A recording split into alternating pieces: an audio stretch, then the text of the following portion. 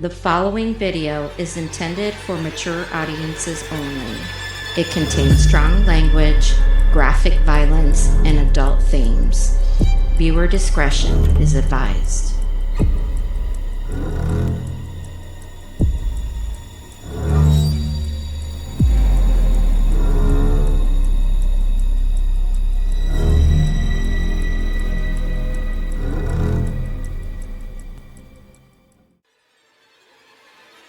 Just keep your head down. Try not to speak to anyone. Once we're off the streets, you can get cleaned up and I'll get you some clothes.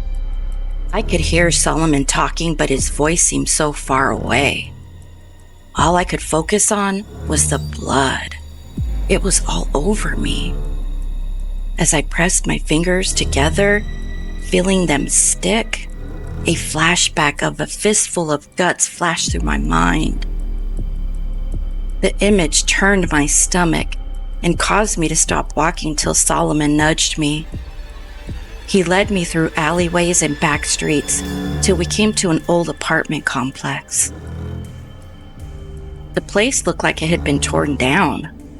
It was fenced off and there was no trespassing signs everywhere. After assuring me that we'd be safe, Solomon took me around the back of the building where we snuck into a hole in the fence. Getting inside was easy. We climbed up the fire escape to the third floor and then went in through an open window. Surprisingly, the inside of the building was clean. It looked like people should still be living there. The lights were on and the water worked, so I assumed the place was being remodeled. When we got to Solomon's place, he had me wait in the hallway while he ran in and grabbed some clothes, along with a towel and a bar of soap. After that, he pointed me to the apartment across the hall and told me I could get cleaned up there. Still a little shell-shocked, I thanked him and went to get cleaned up. The apartment was empty, but the power worked and the water was hot. After what had to be the longest shower in history, I took a look at the clothes. There was a sweatshirt and a pair of jeans. The jeans were way too big, and a pair of flip-flops that were oddly enough too small. Once I was dressed, I stepped out of the apartment to find Solomon waiting for me in the hallway. Hey, thanks for everything, but I gotta go home. I can't stay here. Looking at me for a long moment, Solomon shook his head. That's up to you. I'm not forcing you to stay here, but be careful. You dropped a body in pack territory. They'll have your scent now. What does that mean? Is that some kind of gang thing? Ain't no gang, sweetheart. They're wolves, and they consider us trash. They'll hunt you down for what you did. Us?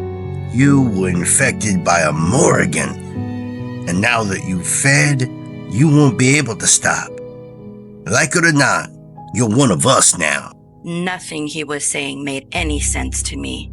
I didn't know what a Morrigan was, and I didn't fully get why he kept saying us, as if we had the same problems.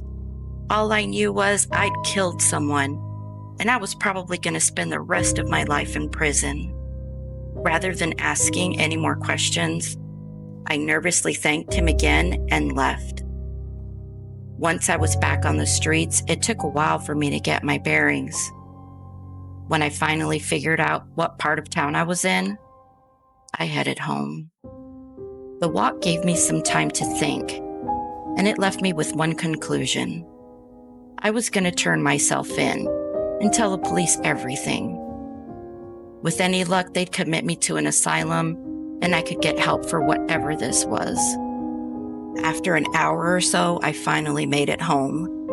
Unfortunately, I didn't have my keys with me and my doors were locked. Long story short, I got in through the restroom window, and once I was in, I got cleaned up. Once I showered for the second time, I brushed my teeth and put on my own clothes.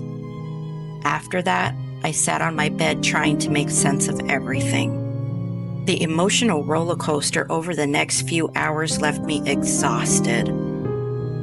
I wanted to go to sleep, but the thought of having another episode terrified me. Going through the process of locking myself in felt pointless, but I did it anyway, and when I was done, I still couldn't sleep. Nervously pacing the room, I started to chew at my fingernails, and I stopped when I realized they had all grown back. That wasn't normal. I don't know how long it should take, but I know it sure was longer than a day. Staring at my hands made me think about the knot on my forehead from where I hit my head. Rushing over to the restroom sink, I stared at my reflection in the mirror. There was no knot, no bruise, nothing. It looked like it never happened. As I stood there, staring at myself, my reflection changed. My skin turned muddy gray. My eyes went solid black and my teeth became razor-sharp fangs. Gasping and stepping back was all it took for the image to go back to normal, but I couldn't get it out of my head. It took a while to calm myself down, and when I did, the exhaustion took over. Tired, anxious, and scared, I crawled into bed and drifted off. I didn't dream. There was no episode, just a calm, soothing darkness that was interrupted by the sound of my phone ringing. Hello? Faith, where are you? Your shift started 20 minutes ago. Are you still coming in? It was Thomas. He worked the morning shift. Still half asleep, I pulled the phone away from my ear and checked the time. It was 2:20. At the moment, I wasn't thinking about Solomon or what had happened. I told him I was on the way and then hung up and got out of bed. It took a little longer than it should have to uncage myself and get out of the house, so I was an hour late. The only thing going in my favor was the fact that it had been a slow day at the shop. When I got there, Thomas was waiting outside. As soon as I parked, he got out and tossed me the keys and then took off. Once I'd gone through my checklist and straightened up the shop, I settled in and turned on the television. Daytime TV is horrible. Aside from soap operas and game shows, there wasn't much on. I was about to go pick out a movie when the chimes above the door sounded and someone walked in. Putting on my best customer service smile, I got to work. Welcome to Street Smarts. What can I help you with? The customer was a young guy. He was looking to buy some tools, so I showed him where they were, and off he went. As he stepped over to the tool wall, I found myself watching him. He checked out a couple of impact guns and was reaching for the Sawzall when something odd happened. My stomach growled. I hadn't thought about food since the bridge, but now I was starving and it worried me. Solomon said I wouldn't be able to stop. Was this what he meant? Squeezing my eyes shut and rubbing my temples, I tried to clear my mind, but it wasn't working. I could see myself feasting on his flesh and loving every minute of it. I wanted to scream. I wanted to run. I wanted to be anywhere but there.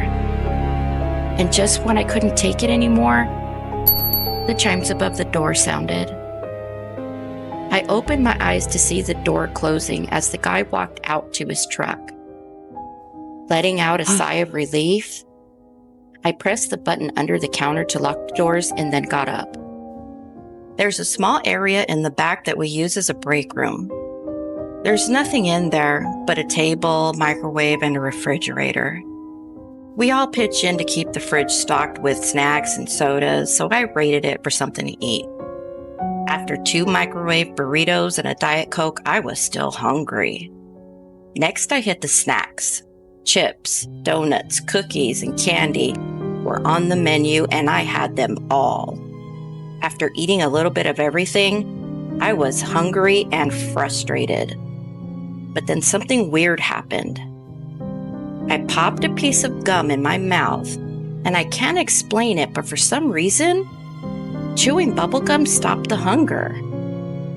Aside from the fact that I'd have to replace all the food that I'd eaten, the rest of my shift was pretty great. It wasn't until I'd clocked out and was on my way home when I thought about my plan to turn myself in. The thought was better than reality. The truth was, I didn't want to go to jail. I rationalized it by saying I wasn't going to turn myself in, but I wasn't going to run from the police if they came for me. If they caught me, I'd confess to everything. But in the meantime, I was going to do my best never to hurt anyone else. Happy with my decision, I cruised along. Since there was no hurry to get home, I drove around for a while. After about an hour or so, I pulled up to a gas station to fill up before calling it a night. I was on the West End near the Museum District. This side of town was covered with all sorts of modern art and trendy shops I'd never go to. I was pumping gas and staring at a mural on the side of a nearby building when a sweet coppery aroma drifted in. I wanted to ignore it so bad, but I couldn't. Slowly turning to see where it was coming from, I spotted a man at the other pump. He was clean-cut, well-dressed, and driving a newer model black Range Rover. I guess he took me looking at him as a flirtatious invitation for him to come talk to me, so he came over. Excuse me. I saw you standing over here and I just had to say something. You are absolutely gorgeous. What's your name?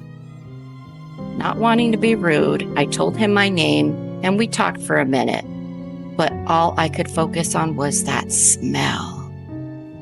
Without realizing it, I had gotten closer to him.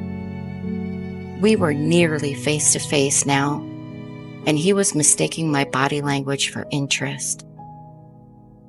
By the time I snapped back to the conversation, he was asking if I wanted to meet up with him at a bar down the street for a drink. Everything in me wanted to say no, but I said yes. And the next thing I knew, we were a few drinks in. To be completely honest, I don't remember 90% of our conversation. It was like I was watching myself luring this poor guy in, and I couldn't stop. One thing led to another, and before long, we were back at his place. Almost as soon as the door closed, Mr. Nice Guy, whose name I can't remember, was all over me. Everything was happening so fast I couldn't keep up. But just as we approached the point of no return, it happened. That horrible, familiar electric sensation rolled across my skin. But this was different. I didn't black out. As we kissed, my teeth began to fall out, and dagger-sharp fangs forced their way through my gums. Shocked by what was happening, he tried to push me away, but it was too late. My skin quivered and rippled as it turned gray with almost a shell-like surface. As he fought against me, the tips of my fingers morphed into flesh-shredding claws that dug in and scraped bone, causing him to scream. Before he could truly vocalize his horror, my jaws unhinged, then opened and snapped shut, taking off the lower half of his face. The meatiness of his tongue combined with the crunch of bone and teeth mixed perfectly with the taste of blood. It was delicious. I chewed through my first mouthful as he twitched and convulsed beneath me.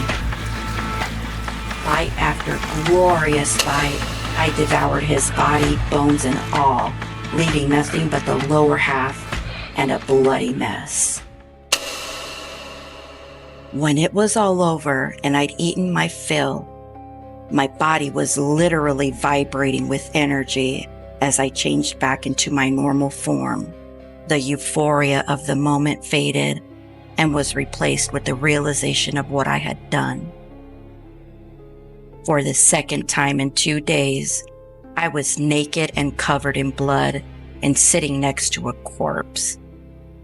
The difference was, no one was coming to save me this time. On the upside, we'd gotten naked before I changed, so finding my clothes was easy. In a nervous frenzy, I took a shower, got dressed, and got the hell out of there. I had no idea what to do next, but the one thing I knew for sure was I needed to talk to Solomon.